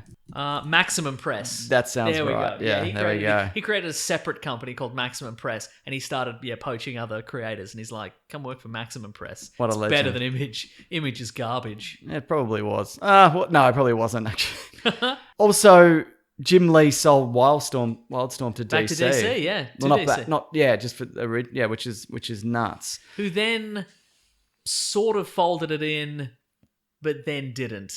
Yeah, I couldn't name a single character from that universe. I respect it because I think Jim Lee, he's a guy who definitely wants to create more than he wants to run business. Totally, and that was yeah. definitely his thing. Like clearly he went, okay, I don't want to deal with this. Yeah, exactly. Deal with all the other shit. Yeah. So Wildstorm had a lot of characters that I really enjoyed. The Wildstorm had Gen 13, which was like teen superheroes. It had the Authority. It had Planetary. Oh no, Planetary. Okay. Planetary's great. Stormwatch. Yeah. These ones, and those were all written. Those ones that I enjoyed, they were written by Warren Ellis. British, yeah, right. Cranky British writer Warren Ellis. I'm familiar. And they sold them back, and some of those were sort of integrated into the DC universe, but maybe Mostly not well. not. There is a great Midnighter run. That's you're a big fan of Midnighter. Yeah. He's like superpowered Batman, but gay. but gay, exactly. So that one was pretty good. But a lot of them were kind of like they rebooted Stormwatch, and it felt like kind of a poor carbon copy. This was during what was their last? It was New 52. Stormwatch right. was under the books in that. And Oh, just was kind of- it? Yeah. I don't remember See, exactly. that. There was Yeah. 52 of them. So Did they ever get to 52? I think they did get to 52. Did they really? Yeah. Mhm. Well, if you say 52, you got to put Stormwatch in, don't you? You have to. Yeah. That's a lot. Yeah. Yeah. So this is the stuff we got out of it in terms of outside of the comics industry. There was a Wildcats TV series, an animated series. Yep, Don't remember that. There That was one of Jim Lee's. Yes. There was a Savage Dragon animated series. Don't remember that. We didn't get either of those here. I don't think so, I no. assume. Spawn got a movie. Sure did. Which they talk about, and what's his name? Todd McFarlane's like, look, it was good. It was good, but it wasn't great. That's probably for the time. Yes. Look, once again, as a kid, I remember loving it. Yeah. But in retrospect, so bad. So Again, bad. I've gone to rewatch it. And Well, it's he's directing the new one, so great. Settle in. Terrific. Well, maybe with age comes wisdom. But I'd forgotten this. There was a 1998 animated series which was really good, and I remember what I saw of that as a kid. Yeah. I remember it being really good. I saw like 4 episodes of that at a comic book convention. Yeah. It was amazing. Yeah, it's good. Yeah. It's way better than the. It's probably way better than the series, than the Yeah. movie. There was also a Witchblade live action series in I've 2001. seen that, yeah. I have not seen any of that. That was on that was one of those shows that was on at like 3 a.m. on Yeah. like Channel 9. over Yeah, in absolutely. Australia. That was your Birds of Prey, Dark Angel era. Of those kind of shows. Yeah, so I don't know anything about that. It was not a particularly faithful representation, but that's also because Witchblade was one of those characters where she activates her powers and all the clothes come off. Oh, So, really? Yeah. So Wow, it's yeah. inconvenient. It was, kind of inconvenient, right? Massively Just inconvenient. activating the Witchblade just tore all the clothes off every single time. So That's like the Hulk. It's not yeah, I like guess the so. Hulk. Yeah. Yeah. Right. They're in a bit of financial trouble because their two main players, with Jim Lee and Yep. Rob Liefeld, not writing books for them. Those were sellers. Those were the biggest sellers. Jim Valentino took over in general to kind of guide the direction of it, and he made a lot of really good decisions, which means that it survived and what it is today. Right. So they decided to move away from superhero stuff and do more creative indie stuff. focus. Yeah, It's all creative focus, but just whatever. Just make something good. Yeah, that for was the sure. idea. And this is where we got like Brian Michael Bendis doing Powers. There was like Invincible. That was one of them. That was an exception because they leaned back into But it a also, little bit. what is good about Invincible, which is a series that's wrapped up quite recently. Yeah. That went for years and years. Yeah. That's a superhero story that isn't. It goes into some dark places, but it doesn't set out to be grim and dark. No. Like it was the antithesis, kind of Image when it started, which Yes. is like this is cool and extreme and dark. It's even got the big eye on him. Yeah, right. Yeah, it's his logo. Yeah. Mm. It's a great comic. Really It's is. great start to end. So Yeah. I'd highly recommend that. Yeah. Well, Robert Kirkman, who did that, he also pitched The Walking Dead when he was like in his early 20s. And apparently to get it past them, when I remember hearing this, what he did was they were like, we don't want to do a zombie book. It's boring. And he's like, oh no, it's actually it's an alien invasion. So I'm going to do hints towards it in the first issues, Right, first few right. issues. Uh-huh. And then you're going to find out that it's the aliens. Yeah, right. And he just lied. That wasn't Wow.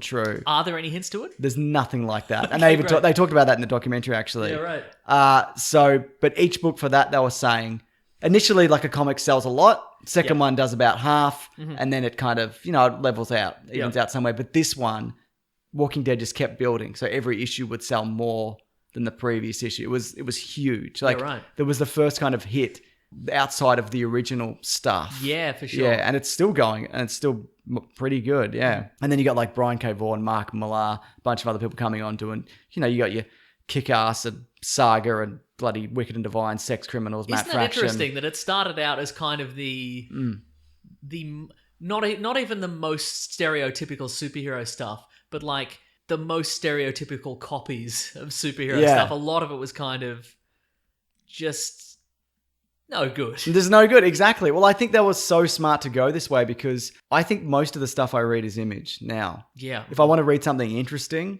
and different, I mean, there's obviously other companies or whatever, but this is where I look. If there's a book with a new book with an Image logo on it, I normally check it out. Yeah. I don't always love it, but it's generally, I'd rather read that than being like, oh, they're doing Superman again. I'll usually wait till they finish that run and then go, I heard that run of Superman is good. I'll read it. So yeah, but that's pretty much where we're at today. I'd like to later go into like specifics of actual comic books and being like, this is why Sex Criminals is great or whatever. Also, there's stuff here that I haven't read, like I've never read. I'm going to take that out of context later. That's going to go on a soundboard. This is why I think sex... Oh, now I've said it. Have you read Bitch Planet? Yes, I have. That's good. I'm behind on Saga, but I want... Same. I'm also... Yeah. I'm wildly behind on that. I haven't read Paper Girls, which is apparently really good. Did you read Age of Bronze? No, I don't know. That was an earlier one. I don't know what that one is either. So there's a bunch of stuff here that I want to go back on, but I could talk about Invincible, Walking Dead. We've done, I think we've talked about Kick-Ass. We did a Mark Millar episode, but for ages. So I will definitely come back to this and be like, this is some good Image stuff that we've read. What we could do is read, back in the day, the Savage Dragon letters column was like 10 pages long every issue. And Eric Larson, the creator, and he wrote and drew that for like a decade. Yeah. He had a really, really long feud with Peter David, who was the writer of the Hulk at the time, because Savage Dragon is an enormous green man with a fin on his head. Yes. And so Peter David was always like, this is just a rip-off of the Hulk kind of thing. No, he's a dragon. Yeah. He's got the No, he's an alien. He's an alien. He's an alien who lost his memory and he became a cop. And the dragon. No, he's never been a dragon. He's just got a man with a fin on his head. Anyway, the point is that for like... Why do they call him? For years, they had this feud where Peter David would write him a long, angry screed, and Eric Larson would publish it in his letters column and then debate all his points. And often many months I would read it just for that. Really? Yeah, we should read some of those out. Great. That sounds really good. Anyway, I'd love to know what people think of Image Comics in general. In the 90s now, whatever some favorite of your faves. books. Yeah. There's also, Image has also published tons of like 4-issue things that have maybe just flown under the radar a little bit. Yeah, right. Yeah, totally. So... I'm looking at this list though, and before, say, Walking Dead, there's a couple of exceptions. There's nothing worth reading. There really isn't. I mean, I'm sure there are exceptions to that, obviously. Yeah, but... you know what? If anyone out there, if you have like a mid-period... I mean, you mentioned some as well that, Yeah. like the bloody, what's his name? Alan Moore. Yeah, right. But... If you have any mid-period Image stuff that you would recommend, let us know, because I'd be excited to read about that, yeah. All in all, though, I think this has been a really good move for the comics industry. Yes. In terms of, getting more diverse stuff. Stuff that's not just superhero. I mean, I like superhero comics, but this is the kind of stuff that I gravitate towards more now. And Marvel and DC have innovated at times, but they're also like, they're very interested in maintaining the status quo. Totally, yeah. From time to time, a character will die or, change. Tony Stark's a hologram man. Tony Stark's a hologram man or whatever. But it's very much like, there's a lot of retreading old ground, and it's good to have... and even Dark Horse, Yeah, absolutely. Out there just saying like... Vertigo Comics. Vertigo Comics, good job, exactly, I think. Yeah, that's some good stuff there, yeah. Mm-hmm. And that's what I say. Good. I'm glad they didn't all walk away. Craig David. You know Incredible. what I mean? Yep, exactly, yeah. Is that a good ending? Yeah, yeah. Great. Yeah. The Walking David. I could have said anything else then. It would have been better. I could have said nothing. And that would have been a better kind of end point. Don't you think? Like, yeah, exactly. Sometimes podcasting is like jazz. It's the quips you don't make. You know? Oh, okay. Very good. Yeah. You know what it's time for, though? What's it time for? What we reading? Oh, what we gonna read? Yeah, okay. We've got to leave the pause in. Mm-hmm. I'm doing the thing. What are we reading today? now that theme song was edited in, what do you read or gonna read? I have started watching The Alienist on Netflix. What's that one again? It's Daniel Bruhl, Zemo, Zimmer. Luke Evans, Dracula Untold, Oh my god, what a combo. and Dakota Fanning, as being a little girl. Charlotte's Web. Is she in that? Yep. Anyway, it's Daniel Bruhl is like a forensic psychologist in like Victorian era England, Oh. and he's bloody Is it... America. It's one of those. Wow. Is Yeah. it... Well, everyone had British accents in the past. Everyone. That's true. Yeah, Everyone it's hard to tell from, like, sometimes. from the Egyptians all the way up. Yeah, to yeah. probably, Yeah. what, 1850s, do you reckon? Yeah, I reckon. Yeah, Yeah. mostly English accents. Mostly English accents. But and he's solving a brutal murder. is it kind of Sherlock Holmes-esque? No, So he's not like a genius... No, he's not a A genius. genius He's man just with sort of- autism who goes into his no, mind or something? he's more a craftsman. Okay. But of course, he's in that era where people don't believe what he does has any value. People don't respect the craft. People don't respect the craft, and they should respect the craft. It's a great movie. It's kind of interesting. Mm. Yes. Neve Campbell, It's not a good movie. Craig David soundtrack. Great. Is it? No, I don't know. We should check though. I bet it's not. Why would it be? So I've seen that. Okay, I haven't seen it, but I've seen it popping up on my Netflix. Pretty good. when Daniel Bruhl's great. Yeah, he's a great actor. Mm-hmm. Well, did he first show up? Well, I mean, remember first seeing him in Inglourious Bastards. Oh yeah, that's He's true. the Yeah. sniper in that. Yeah, yeah. Are you looking up? I'm looking up the soundtrack to The Craft. Yeah.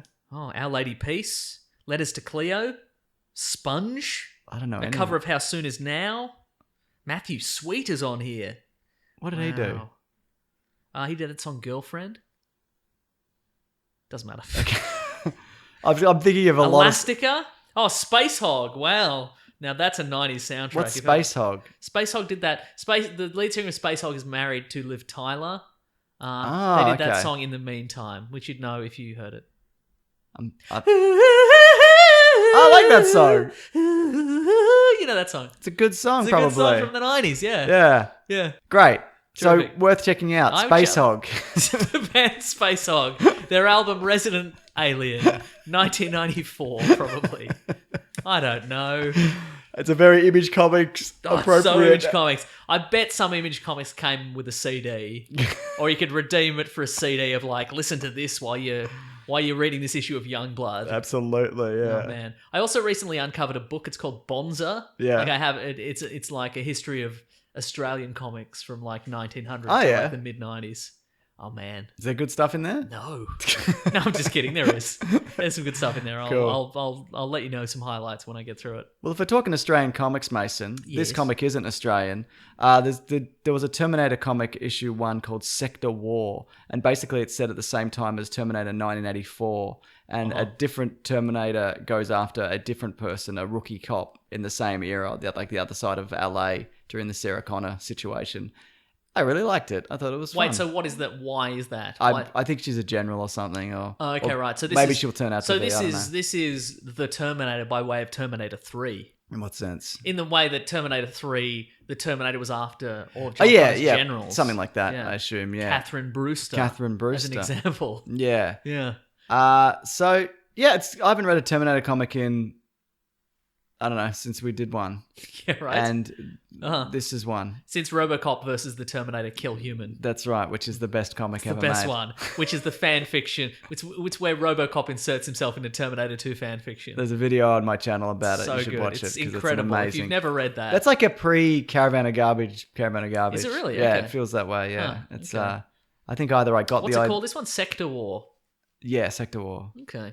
I enjoyed it. What is this, Dark Horse? IDW. Who's publishing That's a this? good question. I actually know. I can- Doesn't matter. Yeah, just look it It's up. fine. It's Doesn't on matter. Comixology, probably. That's it. Do you have anything else that you wanted to read? No, I read I watched my required Statham movie. Did that? You did. You don't have to watch any more. Don't have You to did watch a good anymore. job. Yeah. I watched some of The Equalizer. The Denzel Washington, The Oh, Equalizer. what'd you think?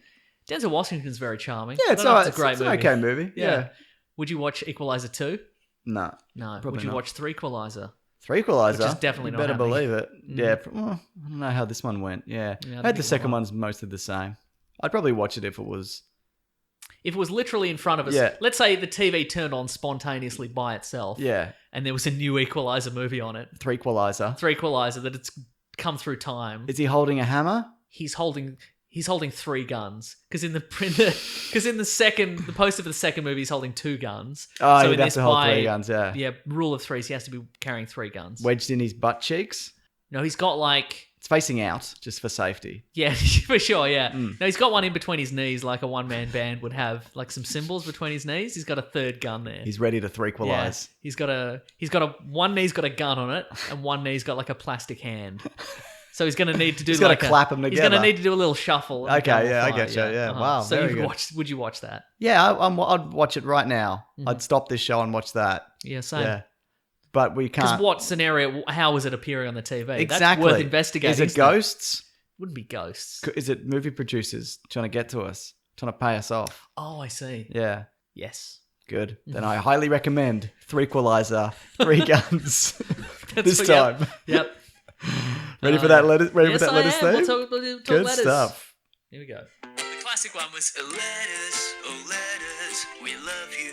Some letters, they're only a day away. Hang on, they're here right now. We're gonna do letters. We love the letter segment because it's where people send us letters That's or true. tweets or emails. Realistically, we don't have a PO box yet. We probably won't because Won't we? Well, I don't know. Don't you want weird candy from around the world? That's No, what I I find. just Most eat it. podcasts I listen to that have a PO box, it's almost exclusively for people to send them weird candy from around the world. Yeah, you're probably right. Do you want one? Yes. A send us stuff box. Mhm. But then I don't know. I feel like you open yourself up to I feel bad being like send us things. Just send us things that I don't know. Yeah, and somebody will send us a hand grenade. Someone will definitely send us a hand grenade. They'll be like, "Hey guys, I found this in my garden." I mean, fair enough. yeah. Yeah. You like movies with hand grenades in them. Here's an actual hand grenade. Oh, they've misinterpreted what we liked about movies. That's true, yeah. Yeah. If you want to reach the show, #WeeklyPlanetPod on Twitter, and we'll go through and have a look. Also, Mason's checking out the old Gmail. And this is a quick one just from the Canadian WeeklyPlanetPod@gmail.com. This Yeah. is from the Canadian Galahad. Okay. How about also doing a Vertigo comics episode? Great. I love Probably to. will, yeah. Definitely. That one is less. Well, it's not. I don't think there's as interesting a backstory. But there's interesting. Maybe there is though. We don't good know. point. I've There's never- interesting titles there. At Yeah, least. I've never looked into it. Yeah, I don't know the backstory to be And fair. I also yeah. feel like Vertigo has. I think at some point during the image explosion, I think they did try to tie the character. They tied all the individual studios together. There were some crossover storylines and stuff like that. Yeah, I right. think Vertigo pretty rare crossover wise. Yeah. I think most of that stuff was set in its own universe. But, Founded in 1993. Yeah. yeah. Yeah, it's older than I thought it was. Hmm. Yeah, absolutely. I've got a tweet here though from Carrie's Lunn. Hey guys, my question is, do you have a movie or series of movies you watch every year? Mine is the Bourne trilogy. Well, there's 5 of those movies, so you should watch them all. When I watched it, Is that a pentalogy? I guess Probably it is. not. When I first watched it, I aspired to be a stunt driver. There's some great stunt driving in that first one. That's down that true, yeah. bloody. Is it? I mean, Europe. it is good, but it's also funny because it's in terrible cars. Yes, that's what I like about Yeah, it though. uh-huh. That's where I'm at. I don't know if there's a thing I watch every year. Is there a thing that you watch every year? I'm sure there'd be movies that I watch, but there's nothing because I know plenty of people who will. They're like, okay, every year we watch Die Hard at Christmas. Yes. And I'm sure there's stuff that I do rewatch, but it's never a case of like I'm gonna set today's the day. Yeah, right. And do my rewatch Yeah. because I'd inevitably forget and get mad at myself. You get mad at yourself. Yeah, Exactly. absolutely. I watch. I don't know. Speaking of rewatches, I'm going to watch Predator 1 and 2 for next week's episode, where we're going to do a Predator 1 and 2 episode. Yeah, okay. Could we do Predators as well? Could we do Yes. 3? Yeah, I think feel we could do 3. Ah, man. I got a lot to say about Predators, I think. Or maybe I don't. Yeah, we could do it. Did we you know could do there's a sequel comic to Predators? the movie? Yes. Are you fucking serious? Yeah, it's real. Like, is it good? It doesn't look good. I'm going I've to seen- read that. I've seen. I the want to know what happened at the end. Yeah, right. Well, there's a sequel. The art does not look good, and the story does not look good. Great, Give I'm it still a gonna whirl. read Let it. me know what it's like. So yeah, if people want to watch the Predator trilogy by next week, Mm-hmm. give it a bloody go, mate. What do you got, Mason? You got another letter? Let's see. This is from Jesse. Mm-hmm. He enjoys maybe it's a lady. I enjoy lots of different aspects of being a geek or a nerd or whatever you want to call it. There are a few areas of interest that I enjoy where other more conventional nerds look at me strange for the level of nerdiness that I show. For Here we example, go. I love board games. I have well over 100 board games. Love board games. Loves painting miniatures. Yeah, I like those. when I share this with others, I don't have get the steady hands for it. It's incredible, right? Yeah. I get the judgmental look or statement that I've taken it too far or I'm odd.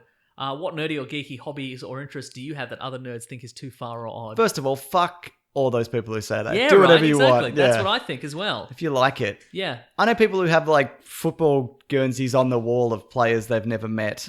You know what Yeah, I right, mean? uh-huh. And they've never played Michael football. Jordan, famous football player Michael Jordan. It as was really example. good. I He was remember. good. I remember Yeah. when he walked away from football and played baseball. Do you remember? Craig David style. Yeah, I remember. Yeah. yeah. Yeah. So I say, walk away from those people. Yeah. Craig David style.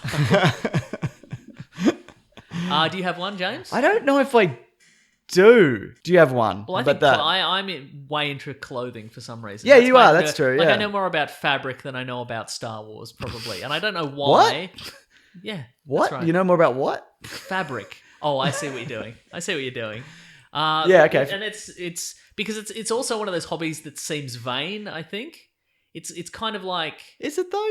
Well, for me, it's not, because I'm not like, I want to be the best dressed guy. Well, that's the thing. You're not showing off. You don't turn up every week and like, look at this new suit that I'm wearing. It's exactly. It's more a case of like, oh, that's a nice fabric. They put a nice. They've manufactured a nice pattern there. I should. And you won't settle for less. No, I'll often settle. For Sometimes you'll say, but you've always dressed well. Like since I've known you. less. Right. Yeah. Yeah. You always kind of, you have a. That's because I think in high school one time. You kissed a girl. Exactly. That's awesome. And she was like, "Ooh, fabric." No, but somebody was like, this guy. Something they were mentioning somebody who dressed well, and they're like, "But not like you. You don't care that you dress like that." And I'm like, what?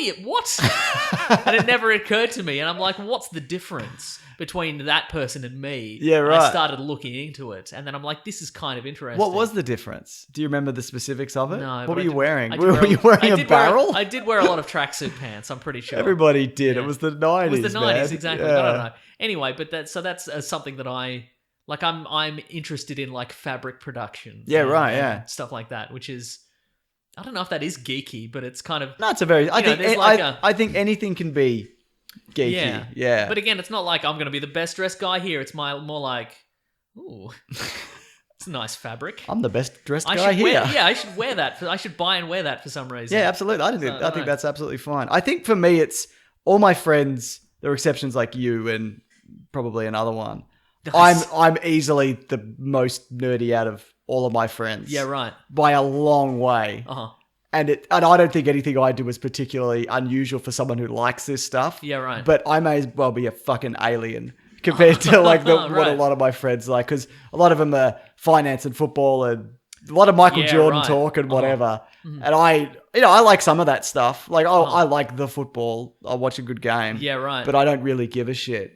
And So- it's interesting because, like, now mainstream, like now nerd culture is pop culture to a certain degree. So everybody's watching the Marvel movies and everybody's, Yes. in watching the comic book TV shows and stuff like that. So it's this, sometimes I'll have a conversation where I'm like, I want this person can lead the conversation because I want to see how deep their knowledge goes before I really leap in with. Before you show them how much you know, how good you Exactly. are. That's right, how good I am at rote learning facts about superheroes.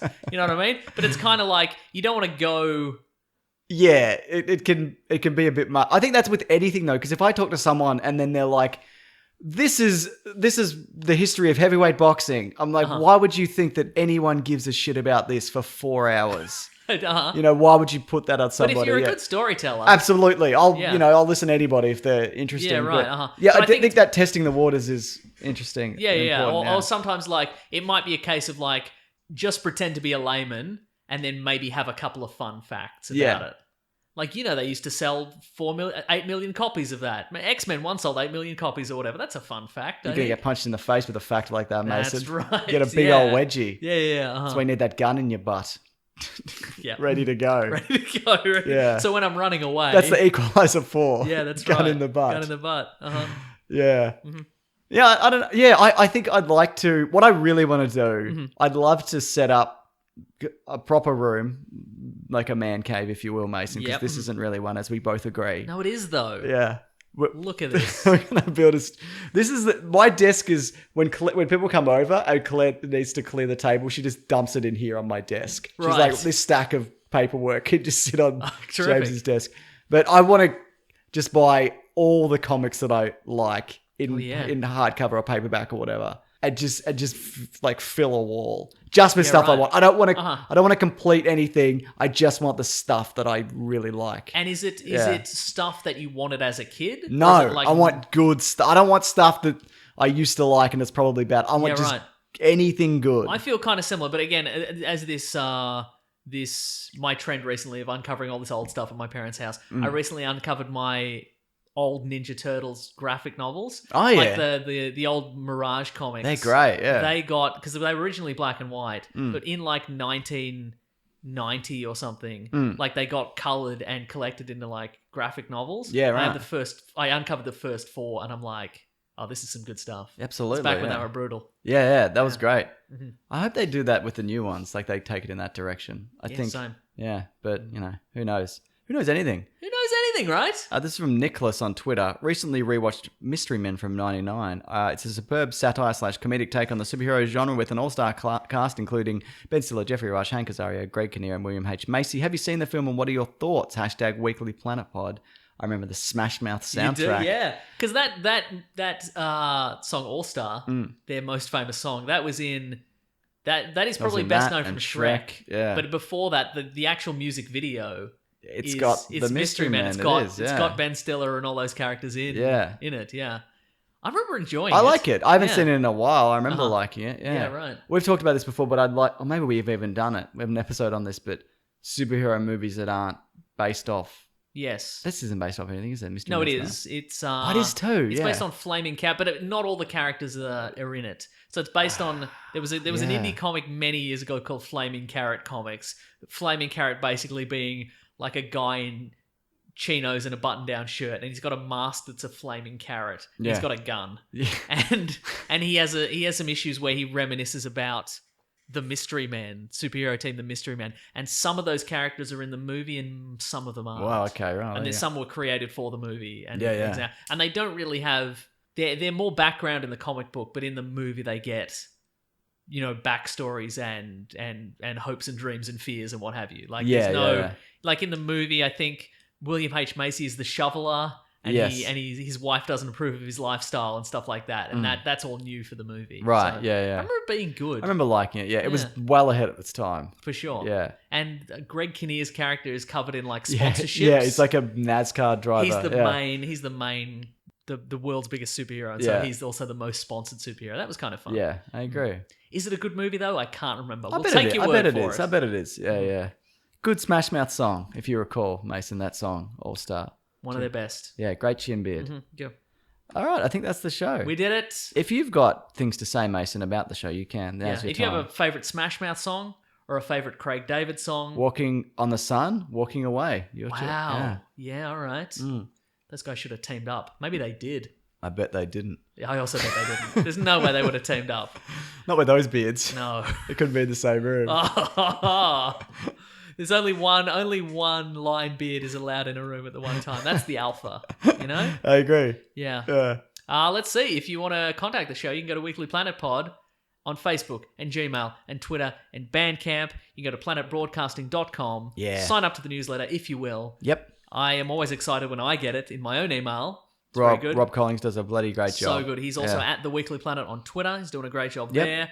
You can also go to the Planet Broadcasting Great Mates Facebook group. You can. All kinds of discussions going on in there. Yeah, there is. We got 10,000 members. We've got 10 million members. Not true. 100 members. Also not true. Yeah. I tried that, didn't I? Sure did. You tried many variations on the same thing. It's all anyone can do. Thank you. Yeah. Let's see. If you want to support the show, you can go to patreon.com/Mr. Sunday Movies. You can chuck in a buck if you'd like, or any amount if you want to support the show. We appreciate every single one of those. We should mention also, it looks like we're doing our charity campaign Q&A this week. We're going to do it this week. But you can continue to donate after that if you want it. Absolutely, you can. We'll try to get to as many questions as we can. Yeah. We hit 30,000. We did. That's incredible. That's great. Right? So yeah. So good. So if you want a piece of, we'll let you know when it's coming out. It gets emailed straight to you, I think. Yes. Yeah. Last year, because of the website, we couldn't. There was a whole lot of complications about privacy, and so we couldn't email people directly. We had to do this elaborate thing. You're just going to get it to your inbox this year. That's good stuff. So, yeah. You're going to get that. And then after that, if you don't want to ask a question, you just want to get the Q&A. You can just make another make a donation of any amount, and we'll bloody take it. We'll take any money you want to give us. Let's see. You can also click on the Amazon affiliate link in our episode description. Buy some stuff on Amazon. Buy Mystery Men on DVD. Yeah. Or 4K. See how Pee Wee Herman looks in 4K, you know? Ugh. Now, he's a disgusting character in that movie, if I recall. That's true, yeah. See how William H. Macy looks in 4K. I bet he'd look amazing. See how Greg Kinnear looks in 4K. Greg Kinnear would look incredible in 4K. Are you kidding me? Yeah. Mm-hmm. He was in the American version of Rake. Was he? Yeah. As Rake? Yeah, he was Rake. That's good stuff. It was Jeffrey Rake. Did that get a series, or was it just a pilot? I think they only did. Okay. Or maybe one series, yeah. Let's see what else. I was on Vic and M's Comedy Jams. You were on 2 in the Think Tank. Yes, Give those a listen if you like. Yep. Thank you to the Brute and the Basilisk and Rackham for all our musical themes. We have those t-shirts on tpublic.com. Check them out. I'd like to see more people in I'm Fine t-shirts. Those are good. I think they're great. Yeah, absolutely. I agree. A lot of tired dads out there if you want to get one. We're getting a lot of tired dad messages, which I appreciate. Yeah. Yeah. We've really found Makes our me audience. feel that I'm not the only one who's ruined their life. You know what I mean? Wow. What? Years ago, you would have edited that out, but I bet that stays in now. Not editing that out. Wow, good stuff. Is that everything? That's what we talk about? I think so, Thanks yeah. everybody for listening, subscribing, telling people. We love it. We really do. So good. If you got thoughts on the first 3 Predator... No, not the first 3. Just those 3 Predator movies we mentioned. We'll talk about them next week. So if you have thoughts about Predator 2, because that is all... That's the one I need to rewatch. Same, exactly. Yeah. I mean, I'll rewatch them all, but that one I really need to watch closely. Yeah. Mm-hmm. There you bloody go. And that's the end of the episode. That certainly is. Grab that gem, everybody. We will talk to you next week. See you later. This podcast is part of the Planet Broadcasting Network. Visit planetbroadcasting.com for more podcasts from our great mates. I mean, if you want. It's up to you.